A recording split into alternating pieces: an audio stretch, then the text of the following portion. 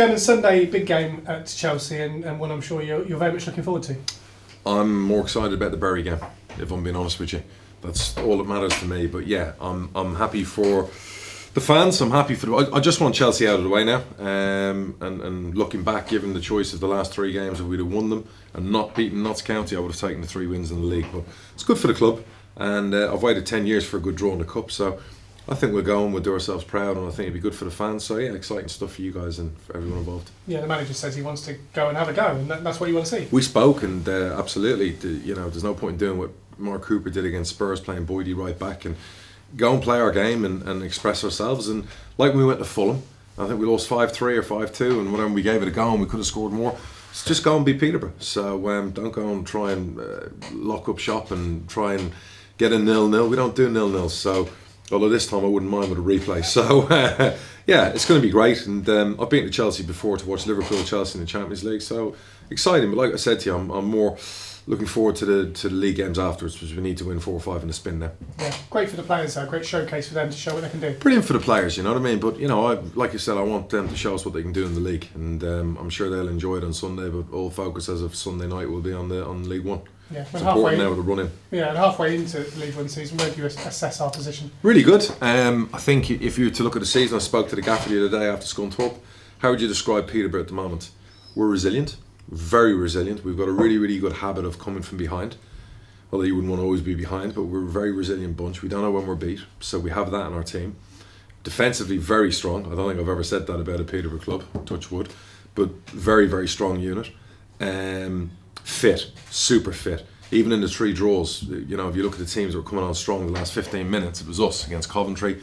Gillian barred the mistake in injury time. And against Scunthorpe, we were very strong in the last 20 minutes, and that's a testament to Ben and the job he's done since he's come back. And I think the promotion seasons we went up, if you looked at when Ben was here, February, March, April time, we were strong, really, really strong. So I'm liking what I'm seeing there. What are we lacking? We've thrown away points, obviously, at home. I think 5 teams down below us at home have taken 10 points off us.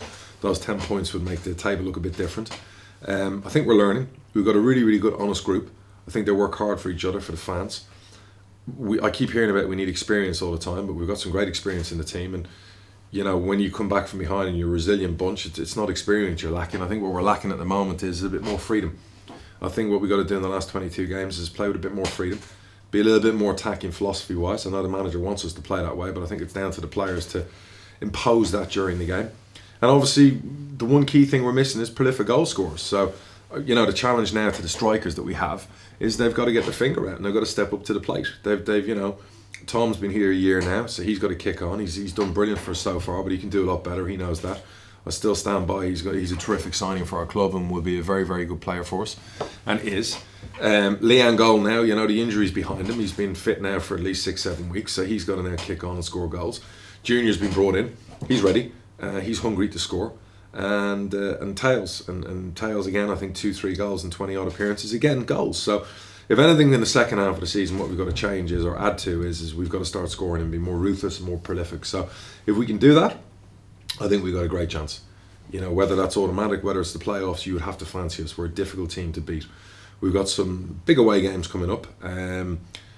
No game's easy, no game's tough, but you'd like to say, you look at the run of fixtures, we need to win 4 or 5 on the spin. If we win 4 or 5 on the spin, it's showtime, and it means we're in the race going into February, going into March and April, which are your kind of your money months, your closing months to do the business. It will set us up well. I know people are fretting about we've dropped down to 8th or wherever we are with the game in hand. Forget about all of that. We're not losing. We have this habit at the moment. We've lost 1 in 13. I think that was against Scunthorpe. And we've drawn 3 in a row after winning 3 in a row. So those kind of runs we have to keep on now. We've got to convert those when we're leading, and those draws we've got to turn them into wins.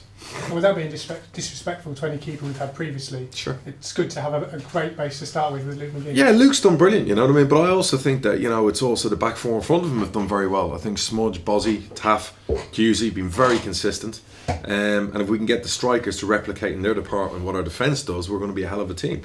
I think we've got very strong midfield. I think we've got the ability within our strikers, and they need to step up now. But it's also down to the manager and the coaches to improve them, because I said this recently, we don't buy the finished article. So when we buy strikers like we've done in the past, it's up to the coaching staff, the manager, to turn those strikers into prolific players, and that's what we've got to do. And that's what we've probably fallen short in doing at the moment. But good goalkeeper, fantastic back four, one of the best midfields in the Football League if you look at all the players like for like, and then just the striking department. So that's really the area that we need to clean up in and do the business in. And even though I think we're 5th or 6th leading goal scorers in the league, we know we've got it within us to be 1 or 2 in that position. And if we do that, I think you'll see promotion this year. And Leonardo da Silva Lopez continues to go from strength to strength. Leo's, listen, played 30, 35 times for the first team.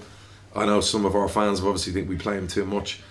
But if you look at our win and loss percentage with him in the team, without him in the team, you'll see why the players love Leo playing in the team. Even on Saturday, the other day against Scunthorpe, we were losing. He came on at half time. We don't lose the game.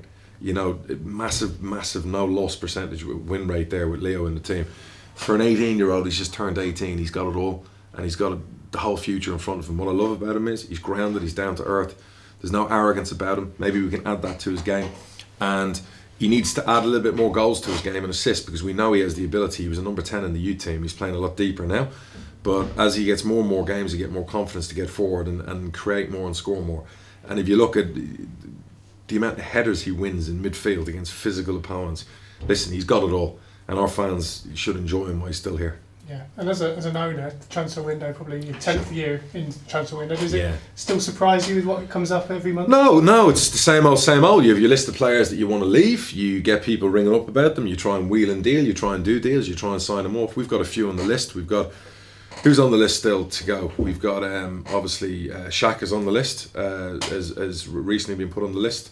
Naby is on the list. I want to think a couple of other players. Jordan Nicholson's on the list, and I think 1 or 2 others. So there is still business to be done to get people out.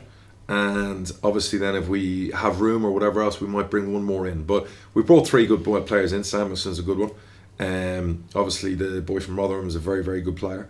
And we signed Junior. So we're very happy. And obviously Luke McGee's extension, which cost us 5 times more per week. So that was a bit of a body blow, because it took up some of our spending we were going to do in January with our wage cap, and we didn't expect that, to be fair. So we're happy with what we've done. We don't want to go down the road, and this is the manager who said this to me. We'd lined up another player that was an experienced midfielder, but the manager's put it off till the summer, because he just felt that Bozzy can go in there, and we've already got a lot of depth in that area, and we don't want to make the mistake we've done in previous windows where we've signed 6, 7, 8 players. There's too many people on the changing room trying to get to know their teammates and who expect to play every week. And so we decided we were going to be very, very careful in this window about what we did. If we get a few out, we might bring 1 more in before the end of the window, whether it's now or at the end of the month, who knows. Obviously, if there's any big sales or any big assets leaving, we will definitely replace and replenish. Yeah, how important is it to trim that squad though, because it's too big, isn't it? It's too big. There was nearly 30 players in the training ground. The gaffer's telling me it's driving him mad. He wants a core group of 24, 25, and that's it. And I think now for 4 or 5 years we've had too many players at the club. So we've learned from that. It won't happen again. And like I said to you, we want those 3 or 4 to go, possibly bring 1 more in. If anyone gets sold in for big money, we'll bring another player in. That's how we work. So we're okay with how the window's going and how it's shaping up, you know what I mean? And I'm resisting all offers so far. So, January is a long month. Yeah, and just finally, what do you want to see? Obviously, you want to see promotion at the end of the season, but what do you want to see from your team? I want to see us score more goals. I want to see us attack more. I want to see us be a bit more dynamic in the final third, play with a bit more freedom. I said to the gaffer this morning that when we got promoted, we were averaging 17.5 shots a game. At the moment, we're about 10.8, 11 shots per game. So we've got a lot of work to do in that area. I think we've got a great squad, a good bunch. I think it's the same old thing about getting better all the time, but it is very strong and there's some strength in there. And I don't think they realise how good they could be. I want to see us dominate more games, be a little bit more attacking, and just a little bit more, maverick-like. So, I'm excited for the next 22 league games, what's to come. I'm excited about the season after. I think the manager, his management team, I think they've done brilliant since they've come in the summer. They've really, really got rid of some of the stuff that was going on before and the uncertainty at the club and the crap that was going on day to day. I think he's brought a calmness to the place. He doesn't get written about or spoken about in the media, but for the job he's done as the 36-year-old manager, it's been nothing short of brilliant. And he's just going to get stronger and stronger and better and better. And he's the hardest working manager I know. He's out scouting the game again tonight. So he's got a young wife and he's got young children, and he's constantly working hard all the time to put things right and fix things. And he was really disappointed with the 3 draws over Christmas, you know, and obviously I was gutted, but no one more so than the manager, and the players know that. And you know, I think what we've seen in the 24 games so far are showing us that we've got a special talent on our hands here, manager-wise. So again, to the fans, enjoy him while he's here.